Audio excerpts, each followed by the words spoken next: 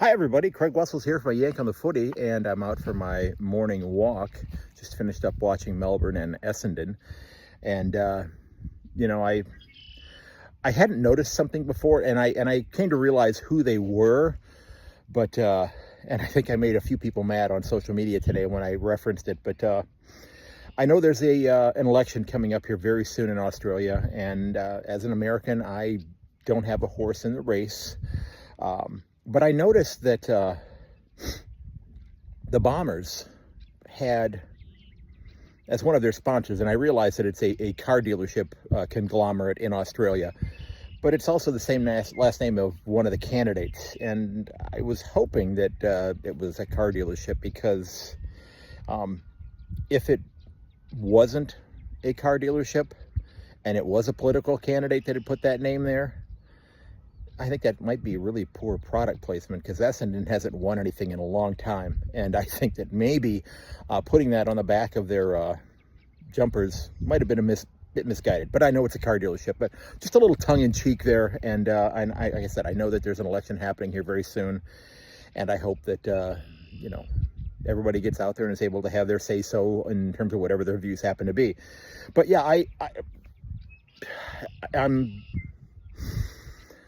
I think that Melbourne, I think for 2025, they are officially done. Although we have to still say at least one more round. Go back to this time last year, and Brisbane was in this exact same position, and they hoisted the cup. Now, I think I can safely say that I don't see that happening with this Demon side. And I think they may be in line for a bit of a rebuild here very soon as well. And, did they hold on to some of these players a year too long? If Clayton Oliver had wanted out of there, should they have tried to recoup maybe some draft picks in order to accelerate or start this rebuild? Because I've noticed in the time that I've been watching the game, we've seen some clubs that have tried to hold on just a little too long. Okay, and West Coast. I think Richmond has done the right thing, that they've had enough of their senior players that have stepped aside and gone elsewhere, that have allowed them to regenerate their list with a much younger age profile, which I think is going to benefit Richmond going forward here. But I just think it's going to be some dark days for Melbourne here coming up over the next few years. And Peps, I have to tell you, when you went live on Facebook today, sir, I thought you were going to pour a little bit of wine in the glass and you were just going to down the bottle, quite frankly. I really thought that's what was going to happen there. I feel for you, sir, as a Cleveland Browns fan. And, Essendon supporters, before you get too pissed off at me, let me go back to that real quick. Before you get too mad at me, you have to keep in mind I have been a Cleveland Browns fan for over 60 years. Well, as long as I've been alive, and I'm 61. And they won a championship when I was a year old. They haven't sniffed one since then. So I feel your pain. Okay, I know I've said this in regards to St. Kilda as well, but so it was just purely tongue-in-cheek, intended as jest. It was not, if you were offended, well, one, I guess you're going to have to just get over it, because that's just how things work. But really wasn't trying to piss you off or anything like that. So, looking at a couple of the other games so far this weekend, I was premature, I think, with tipping North Melbourne to play finals. They went out there at Barossa Park, which, if you've not seen Mick Ossie's coverage of that facility where the game with Gold Coast and North Melbourne was played, if you head over to mickossie.tv/AFL, Mick and one of his mates, Mick was back home in South Australia a few weeks ago and did a tour of the new facility at Barossa Park before it officially reopened. But, North Melbourne, Gold Coast, they stuffed them into their own pouches. And how many of us thought Gold Coast was going to start off the year 4-0? Now, I know they've not exactly had the toughest fixture to start out the year. Okay, and they've got Richmond coming up next week. So before they start to get to more of a pointy end of their fixture, they have the opportunity to bank another win at the MCG, if I'm not mistaken. I believe they are playing at the MCG this next week. And then after that, they're playing a very vulnerable Sydney squad. So can we be so bold as to say that the Gold Coast Suns might head into their clash with Brisbane in round, let me do the math, 8, 6-0. It's a possibility. It really is. It really is a possibility. And I got to tell you, I'm excited to see it, quite frankly. You know, and I was very high, and I still am very high on North Melbourne, but I think there's still a few too many missing pieces, and Gold Coast is absolutely humming right now.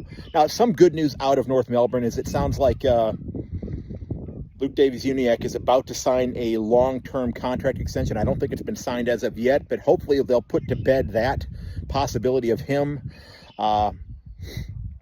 looking to move to greener pastures elsewhere. But just keep on course. Need to inject a few more players into that list, and I think North Melbourne is going to be there sooner rather than later. It just may not be this year, so I think I might have had that spot in my 8 wrong for this year. And before I wrap this up, I do need to do a mea culpa, okay? And this is looking back at the first game of the round. And as all of you know, I am a Geelong supporter by choice. Yes, I made the right choice deciding to choose that club. Kind of has to do with being the Browns fan, because then it kind of balances things out. A relatively successful club, and one that has shot off all of its toes. It's had to go out and get feet transplants. But I was really concerned this week, you know, when I saw that Jack Henry was going to be out due to his hamstring. If you listen to my tips for round 5, I did tip Adelaide to win this game, okay? And I'm ecstatic that I got that wrong. I really am. I just thought, you know, Adelaide's forwards they could become one of the best groups in the comp, maybe by the end of this year. But I was just really concerned with, you know, no Jack Henry, and then Tom Stewart being out, and I'd already put my tips in already. I thought there's no way the Cats are going to be able to win this. So no Henry, no Stewart, no Kolajasny, and they shut them down in the second half. And I can't help but be impressed with the Cats and the way they battled back. Okay, I really am, and ecstatic that I got that tip wrong. And you know, Paddy Dangerfield, in Chris Scott we trust. I think that this is and people keep saying that he's pulling a Lee Matthews. Now again, I've not been following the game long enough to know about Lee Matthews' career. I'm very familiar with the name, and I'm making the assumption then that he moved from the midfield and moved up to, you know, kind of a forward position later on in his career, and it rejuvenated things.